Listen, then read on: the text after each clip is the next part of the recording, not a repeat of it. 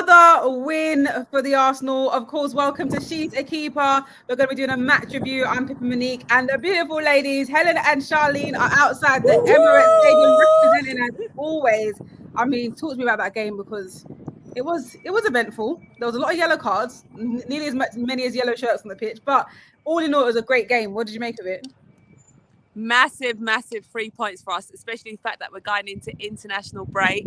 And we did have that defeat against Liverpool. So for the team to go out there and put out the performance they did, had their heads held high and put out a good performance and secure them 3 points with a clean sheet, outstanding. Super proud. Yep, and big up Leno as well, because it was a very difficult game for him to come into. He hasn't played no first team football for, I can't even remember the last game that Leno actually featured in. So what they said was his last league appearance was remember the Man City game? Man City, we were there, weren't we? And that was not a nice match. 5-0 loss. Nope. So I thought that was really, really good for him to come in and get a clean sheet. It was fantastic today.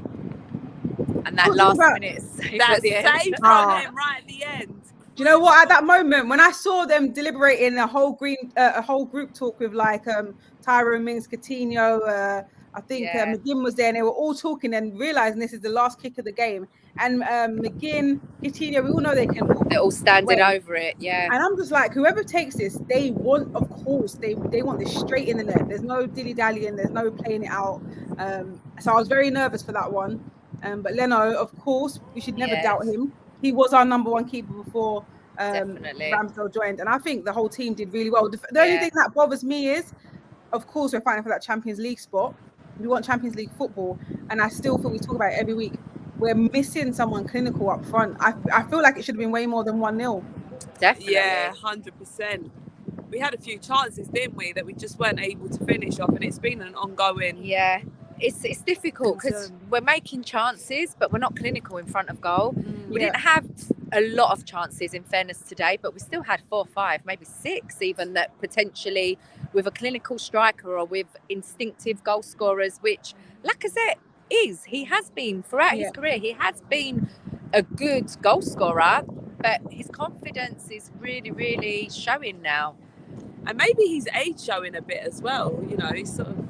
I just think sometimes their decision making, you know, like he should have squared the ball with that chance. Oh yeah, when Odegaard was right there, you know, like that was frustrating. They're trying to shoot when they've got a better option as well. So, but listen, as long as we've won 3 points, that's absolutely the most important thing. Mikel knows he needs to strengthen the team, the squad. The main priority is maximising and getting the best out of what we've got right now within our squad. So we've just got to keep winning, picking up those points, secure top 4, make the right transfers in the next window available, and then we go again. That's all we can do. All we can do is just churn out the results and get the wins. Like, we're not going to win every single game, but the quicker we pick up the points to secure that top 4, the better.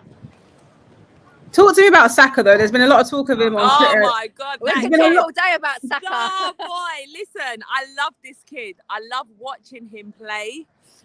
Just everything about him. He is just amazing. Yeah. That goal that he scored was beautiful. He's moving on the ball. Everything. He's such a pleasure to watch. Was it beautiful? Yeah, it was beautiful. He can't do no idea.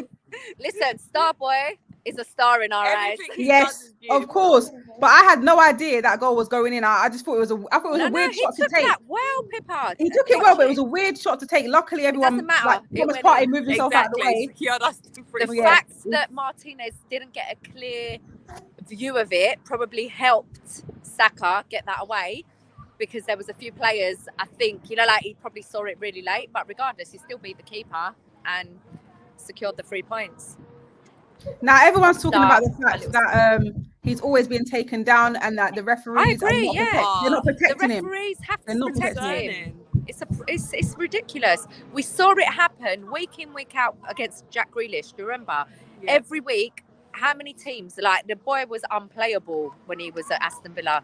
And I don't feel he got the protection, but he's strong. Luckily, they're both very strong. But I feel like I'm watching Saka every week, and it's like I'm watching how Jack Grealish was. Yeah, you know, and I don't want to, like, they're both amazing players, but the referees need to protect these young players. We don't want to see them getting injured.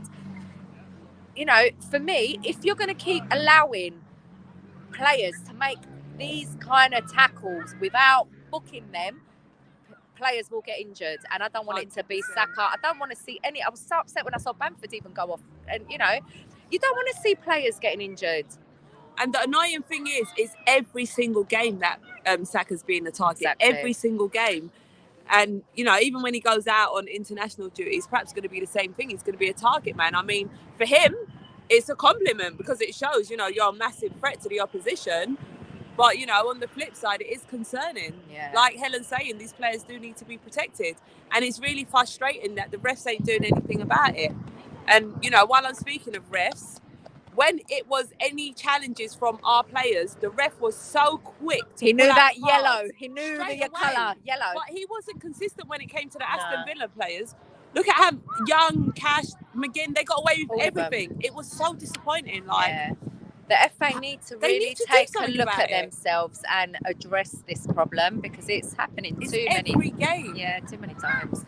It's actually becoming boring. As fans, we don't want to be discussing the job of the referee. Exactly. Like, the incompetence. But of the Yeah. that always does become the talking point, though, because I I think know, the but whole it's boring. the Like, stigma around Xhaka, he didn't make 3 fouls, I but the know, referee what clearly was went that? I that, mean, that and that, and he said, yeah. "What 3 fouls?" and What these are the fouls? things we need them to look at and understand why us fans complain about these kind of decisions because that you're not consistent. You're penalised. You're giving one player 5 challenges and then you find a card. Well, they don't find a card, yeah? Yeah. And then Xhaka, 1 challenge. All right, it was a booking or it was a foul, but was it really a booking? So they need to be consistent. It's boring. They bore me. We've got When a Man Xhaka United got fan. that yellow card, Pip, sorry, was you a bit concerned? Because a lot of people, obviously, we was on the watch along today. A lot of fans were concerned, saying, "Do you know what? Xhaka needs to be Yeah. substituted off." What was your whole take on that situation? As always, my initial reaction is, "Oh God, he's on a yellow. I'm worried now." Because That's all we need. Yeah. turned into a red. But I Especially think the tension in the I game think- as well. Yeah. not just him, 1-0 but will everyone never- else. Yeah. Not just him, but everyone else backed off. They didn't go in for challenges as much after a few yellows went out, and that's Yeah. what kind of ruined the game for me. And we was letting Aston Villa run through our players because it was at moments Tierney was scared to close down, Emil was scared to close down because they're seeing how often these players are getting yellow cards for absolutely nothing, and you get concerned. And it's good. It's a good thing that Xhaka did the same thing. He backed off as well because he knows he's Xhaka. He can get a yellow card just for breathing on a player. I mean, he went to shake his hand, Bundia's hand, and then just tapped him on the chest for not shaking his hand, and he got a yellow for that. Yeah. So it's just ridiculous. It is ridiculous. Crazy. Well, we've got a Man United fan in the chat, as you all know, Marlon. He's Marlon, no doubt. Some sarcasm. He says lucky goal from Saka. He also said that oh no, referees need to protect Arsenal's players with a sad face. But I can tell he's being very sarcastic there because obviously Yeah, top goals but was when a it's play happening for. to his players, I'm sure he says the same. Yeah, Exactly. Man United get all the help in the world, even when they're playing as bad as they are now. always. Ashok is saying, as a Chelsea fan, Arsenal are back in the Champions League. I will not say we are yet. I don't think we are yet. Not yet. We've still got a lot of points to play for. We can't. Yeah. We're definitely not there yet. We just got to keep going about our business. Be professional. Just stay focused on the Yeah. job in hand. Eye on the prize. It worries me now. I know I shouldn't be worried, especially how he just bigged up Leno for what he done, but for the fact that, you know, we still have Tomiyasu out, Aaron Ramsdale's out for apparently a few weeks, Martinelli don't know when he's back. It worries me because even though we do have a bit of depth, it's not like the strongest squad depth. No, we don't. But we can't do anything about that. All we can do is just pick. Mikel just needs to own whatever he needs to do with each game, given the circumstances he's faced with, whether it's injuries or availability or whatever, and just keep drilling them, keep them positive, keep them mentally strong, because we've got a very, very good chance of finishing in the top 4. It's ours to lose at the end of the day, but I think what I read, they should all be available after the international break. Fingers crossed. Hopefully. I don't know about Tommy, but I know Aaron Ramsdale. I think it's only a couple of weeks, they're saying, the injury, so hopefully he'll be back. I mean, it's a shame for him to not be available for England. Yeah, massive shame. I mean, he got that England call up, and But I think he would have been the number one goalkeeper during this international break. Likewise, so. he deserved it. Listen, he earned the place to be number one goalkeeper. Yeah, definitely. But listen, we need him more than England do right now. Yeah, 100%. So we need to just focus on getting him fit, fully recovered as well, because I don't even want him to be rushed back. Leno's more than capable of, filling in. So that's the whole point. We use the squad we've got right now to the best of our ability, and we go again next match after the break. You know, I'm just happy. I think it was such a nice touch that he still travelled with the squad, because he didn't need to do that. He didn't need to do that. Did you see at the end as well when he was hugging Leno? Yeah. It was so lovely to see them together. And that's what it's all about. But they're like it's a that. team game. It's a team spirit. And that's just what we love to see. Even against Liverpool the other night, Aaron got injured. Like, I don't know if I mentioned it in the last stream or spoke with you guys about it, but I could see he was injured. He took a knock in the first half, and after that he was holding, I don't know if it's near his ribs or where, like he looked like he was struggling. He wasn't 100%. And what I saw it, but then I kind of thought he was okay. And then what I did see a little while after was Leno shouting over to him, asking him if he was okay. Like, honestly, checking in on him, so supportive. It was brilliant to see. And then after Leno was being warmed up, after half time, he started warming up, which is why I thought he can't be okay. But knowing Aaron, he didn't want to come off. Yeah. And maybe it's not ideal to change keepers midway through the game if you can, if you don't really have to. But I was concerned about whether it was an injury that would keep him out. Well, I mean, that makes sense now, because that's when the second half changed, and that's when some swapping mistakes were made at the back. But I guess it's up to Arteta at the end of the day if he really wants to make, because it's a big risk to take, like you said, changing a keeper during the middle of the game. But to be honest, he was warming up the whole second half, so I thought he was going to end up having to come off. So. Did you see, even today, Leno, when he went to save the ball, he had some nasty drop over the back of Gabriel. He fell over the back. When he went flying over it. Yeah. I thought he'd done his back in. Oh, man, then they put the camera straight on Arthur. Yes. I was thinking, oh, God. I could see, I could feel the nerves from Arthur. He was just sitting there doing this with his hands. And I'm like, I feel you, bro. Because this is what happened with Martinez, where Leno had a nasty drop and then he had to come up. But Martinez was ready. He's always been ready. Arthur, I don't get that vibe from him yet, because he doesn't have that much experience. Obviously he plays under 23s. It's not the same level to Premier League, is it? So I was looking and thinking, oh God, imagine he does have to come on and we're that unlucky and Leno gets injured. What's Arthur going to do? That's why it's important. If Leno is sold, or God, I don't know what's going to happen at the end of the season, we definitely need a good backup keeper. It's nice to have two good keepers. Look, now that Aaron's injured, like, I'm quite comfortable with Leno fitting in. Yeah, of course. Like, it's no problem, absolutely no problem. But if you haven't got Leno, we'd be like having a meltdown. Literally. I know. That's the reason I'm saying. Hey girls, good win for Arsenal. Come on, you Gunners. And now 4 points ahead of Man United with the game in hand. So top 4 is ours to lose. Most definitely. Definitely. It still makes me so nervous. It's still like Palace away is not going to be an easy game. No, I know. Who else we've got? Brighton, then we've got Brighton, Southampton. Then it's like Chelsea, Man U, and West Ham. And then Tottenham whenever that happens. So many games back to back, and they're all very, very difficult because everyone's fighting for something. Exactly. We really need our players to come back strong and make sure they're fit and available for these games. But they know. Yeah. They know what it means. And it's a nice sort of time, like timing wise, where we've sort of found this new burst of energy and confidence and that togetherness, which is really paying off on the pitch. So, you know, to sort of go into the international break with that and then come out the other side, and I think we're eased into the more challenging games. Yeah. So obviously Palace ain't going to be easy. Yeah, but have you seen where they've put Chelsea? They've stuck Chelsea. They've rearranged the Chelsea game in the middle, haven't they? Yeah, exactly. What, Chelsea, Arsenal? I mean, it'll be a good warm-up to have Palace, Brighton, Southampton, then it's like Chelsea, and then 3 days later it's Man U. Yeah, that's good warm-up. That's back-to-back tough. Might be burnt out. Yeah. So, no, but the thing that bothered me is when we used our subs today, I didn't get that vibe from Eddie and Pepe that I wanted. Because I initially said Pepe should have started other than...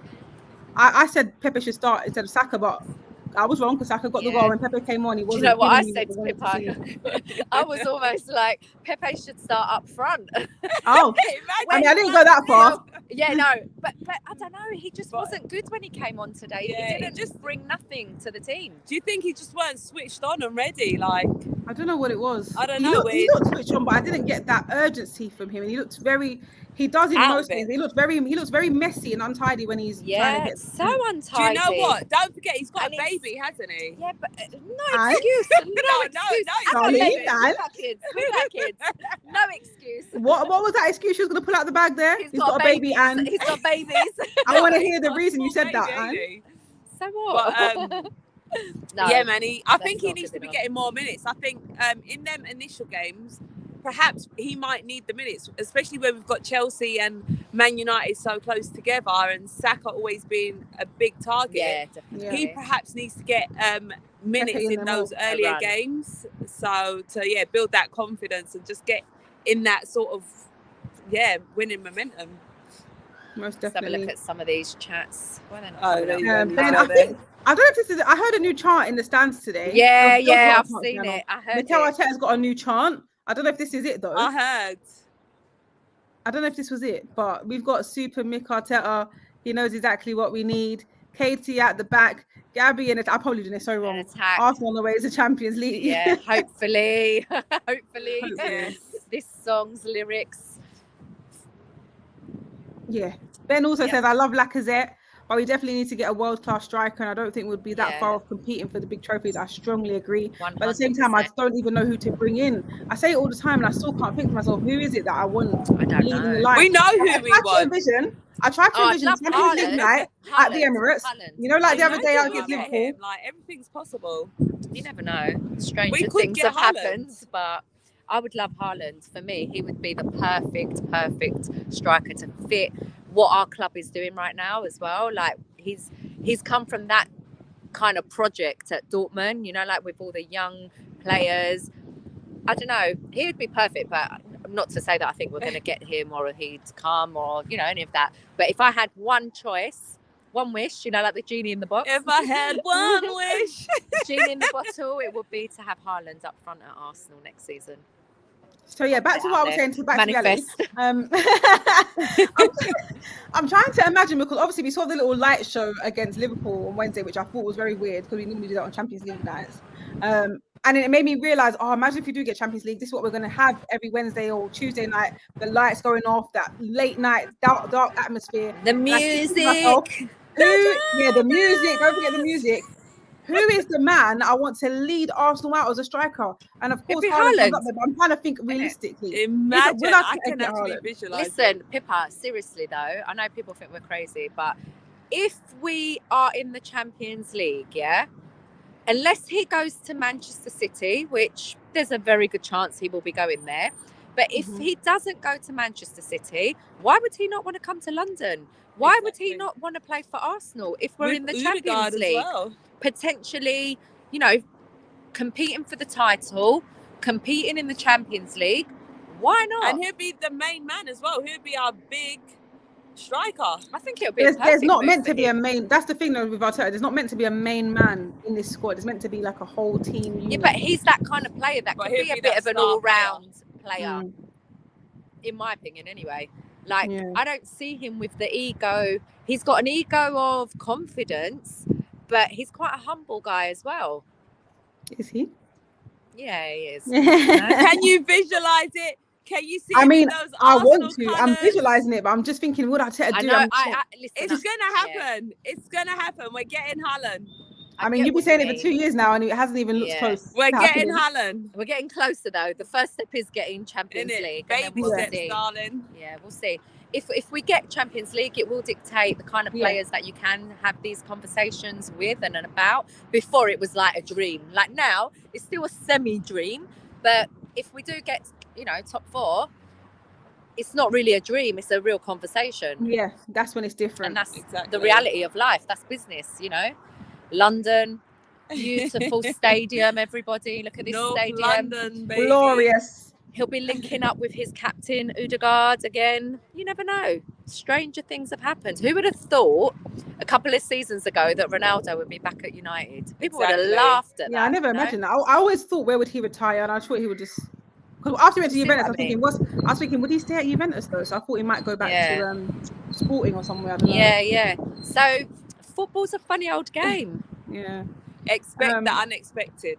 True, but I feel like the unexpected would be Arteta going to get someone random like Griezmann. It'll be Arteta going to PSG. That'll be. Oh yeah, PSG want him. Yeah, Like, PSG do want him. we could talk about that, but there'll be people after our manager as well if he gets I Champions League. heard people have been sniffing around. Yeah, they're sniffing. A few clubs as well, actually. I can't remember off the top of my head, but there's a few clubs. I think it was PSG. Wasn't it PSG? I think PSG. That's how you know. That's how you know a manager's doing a great job, because even like I was watching adverts, and when from time you've got a Premier League manager doing campaigns such as like an NHS campaign, that means he's a top manager. Because why would you could have gone for any manager, but you've gone for an Arteta. That means he's doing something right for you to want to go and get him to be leading your campaign. But yeah, talking about Arteta, Marlon said, why was Arteta complaining about the fixtures being rearranged? Should have postponed the Tottenham game with one COVID case. Are we slightly regretting the fact that we postponed that away game now?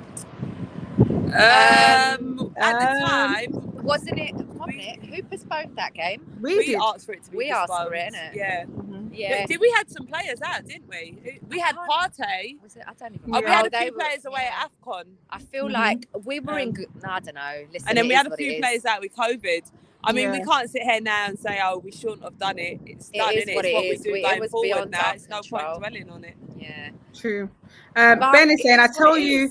Yeah. Ben said, I tell you who's been unreal this season, I'd keep for squad depth. Is Benjamin Xhaka. White? Oh, Xhaka. Yeah, I agree. I hated the guts of Xhaka, but fair play to the lad. Again, we need someone better, but I really enjoyed watching him. And do you know what? So have I. Sometimes he plays a little nice number 6 role as well. Yeah. He's been Listen, Xhaka for me, and this is where we need to discuss how well Mikel Arteta is doing. It's not just about, talking about a manager for manager's sake.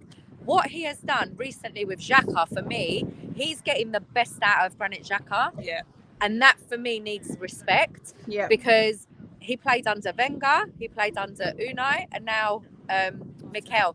And under the first two, it was rather controversial. Like, I couldn't really see what he gave to us often. I don't think he's a bad player, but I didn't really rate him or overrate him the way everyone else was. But right now, I'm loving what I'm seeing. I like the partnership. I like where we're playing him. And I think it's down to the way he's changed slightly the positioning of how he's playing. He's playing higher up. And I think that suits him because he has no pace. He mistimes tackles often.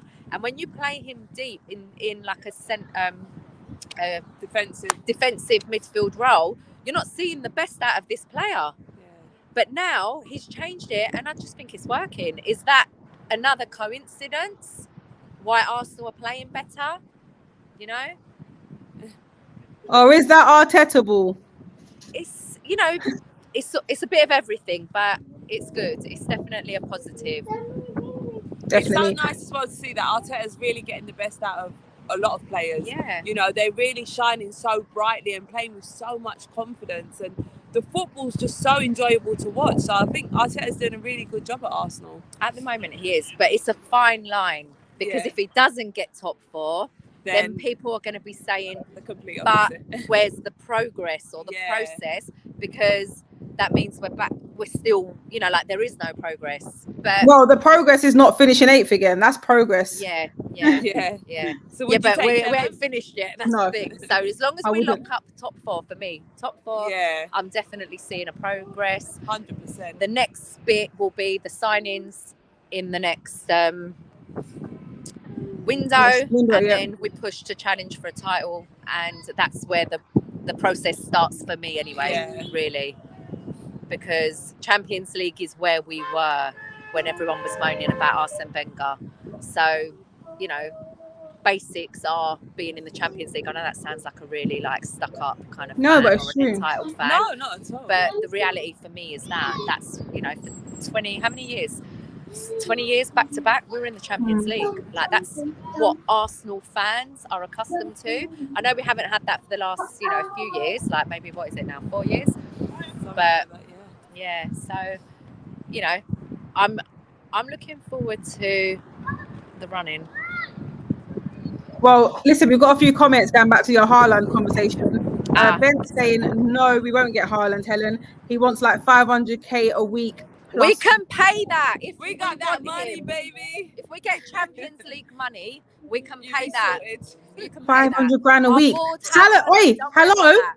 Our Salah fans don't even get need to that. worry about how they pay the players. Can you hear me? Salah don't even get that, and Salah wins Champions League, wins Premier League. Salah doesn't even get There's that. like a Lamborghini or a Ferrari driving past. All I can hear is the exhaust. Say it again, please, darling. Most Salah doesn't even get close to 500k a week. He wins the Champions League and he wins the Premier League. Yeah. Why would we pay Haaland 500k a week and we're not even? Yeah, but who Is that actually what Haaland's said getting paid now? that Haaland ain't on that at Dortmund? What are these people talking about? He ain't on that. No, they're saying he would he's want probably that on to about come to Premier League. No, he's not.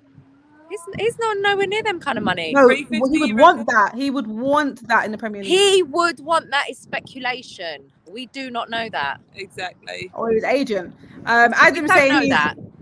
Adam's saying he's likely 90% likely to join Man City. Yeah. He wouldn't come here anyway. The guy has better options. We're doing well, but let's not get carried away. Yeah, we agree. But he will just be another number at Man City. Haaland. He can be great. No, I'm joking. Haaland would not be another number at Man City. He's taking Jesus spot. Oh, I'm joking. oh, I'm joking. Man City's been interested in him for a while. Yeah. They ain't got him, you know. He's still We'll see. To be honest, I don't need Haaland, because as long as we identify and pick up the play, like a very, very good striker, he doesn't have to be 100% proven. Thierry Henry was not proven when he joined Arsenal, and look how great he was. So pick out the player that fits. Mikel knows. Look, they went out and got Ben White. They went out and got Tomiyasu. They went out and got Ramsdale. Their stats were not the kind of stats that us fans would have thought would be the players they would bring in, and look how well they're doing. I trust the recruitment right now to identify with bringing the right striker or two. Really, I think we need two strikers anyway, not one. Is that if Lacazette leaves? Or Lacazette's definitely going, and Eddie's going, so we need two, definitely. Yeah. Bare minimum, we need two. Right, before we round up with the show, I want to talk about the teams we need to worry about in this race to top four. So Super Sunday tomorrow. Let's start with West Ham. Spurs v West Ham. How do we want that result to go, by the way? Well, I want West Tottenham to lose always, but the sensible answer is a draw. Yeah. Do you reckon though? Well, I think I'd rather Tottenham lose, if I'm honest, Yeah, because West Ham have got Europa they've got a diversion, they've got a distraction. Yeah. So West Ham, I'll be blowing those bubbles tomorrow. Get them little bubbles from the 99p shop. Buy some bubbles. That is jokes. That's a very West Ham has surprised me this season. I wrote them off months ago. In Europa League, I wrote them off months ago. I was like, they won't get far, and I'm surprised. What are they in now? Semi-finals? No, semi-finals. Are they 6 or 7? They're around there somewhere. I think it's quarterfinals they're in. Quarterfinals now. Yeah. They've beaten Villarreal, who are like. Yeah, and no one has ever beat them before. No English club has beat them. So they're West Ham are onto something there. So they're doing well. I think they'll want to concentrate on that. You're totally right. They have conducted themselves phenomenally as a club, as a board. What Moyes is doing at West Ham is amazing. Like, he don't get the respect he deserves, in my opinion. Anyway, I think he's so good. He's doing a really good job. I think they're really entertaining to watch. I think they've got a great squad. They've got fantastic players. I think they're our biggest threat. We can't, for me, they're in the best position with the teams they have. They've got the best running out of all of the teams chasing for that top four. But in our favour is the distraction. They've got Europe. Yeah. Are you worried about United? Yes, I'm worried. I'm worried about Spurs, United, and Yeah. a bit of West Ham. Yeah. Why are you worried about Spurs, Pippa? Because we're on the same game. We're both played 28 games now, I think, and they're not finding form. But I think they're 4 points behind us, aren't they? But the thing is with them, all that matters is that we need to win. Well, and if they We need to win our games now. We can't lose the game because the games they've got coming up are winnable fixtures. They're easier. Yeah, they've got winnable games. Yeah. And the way that Spurs play, they can definitely win those games against Brighton. And, you know what I mean? So I'm worried about them. They might creep up, especially when they got that win the other day. Definitely. They played Brighton, something like that. Yeah, they did. Yeah. So that's why I agree. We can't disregard anyone. That's why it's very important we go about our business win our points, win as many points available as quickly as possible, and then we're not going to be completely on edge. It's better that we pick up our points and leave them vulnerable to maybe drop points. I just always like to be in that position. Yeah. Ben is saying we don't need to worry about. We do. And it goes back to what they said earlier. It's in our hands to lose, isn't it? Yeah. Ben is saying we don't need to worry about anyone. It's in our hands. Yeah, we're way better than the others. United and Spurs are both shy, he says. When we're winning against your Villas, they're both going to drop points. I don't know what he means by that, but we'll see. I don't know. Listen, Ben, what do you mean? Yeah. Football's, you never know. Referees can have an impact on the game. Exactly. You can't take any match for granted in this beautiful game. So we've just got to go out and try and win all our points and not worry about anybody. Exactly right. But just to confirm to you, we're now on 54 points. And Spurs were on 48. Yeah. But West Ham are on 48 as well. West Ham are also on 48. Yeah. And Man United are on 50. So these are not big gaps at all. These are just one win or one loss away from fine margins. Anyone catching anyone, basically. So yeah, who we got next? Crystal Palace away? Yeah, on a Monday night as well. Against a Vieira masterclass. Mate. Yeah. It wasn't, well, it's going to be an interesting one. I mean, we'll get back to it close to the time, but do you want to predict from now, or is it too soon? Because we've got to worry about it. Let's just enjoy. Yeah, we just got a big win today. Let's just enjoy that. Yeah, we have to. I mean, all the rival fans say it's not a big win. You just beat them 1-0. It's a massive win in the grand. It is a big win. Massive win. It's a big win. For us, it's a big win right now. We lost our last game, so it was very, very important. We got back to winning. And seeing the game out. What we did. And the 1-0 win is not a and good hopefully winning is what we're going to do. Keep doing. We're winning out here, baby.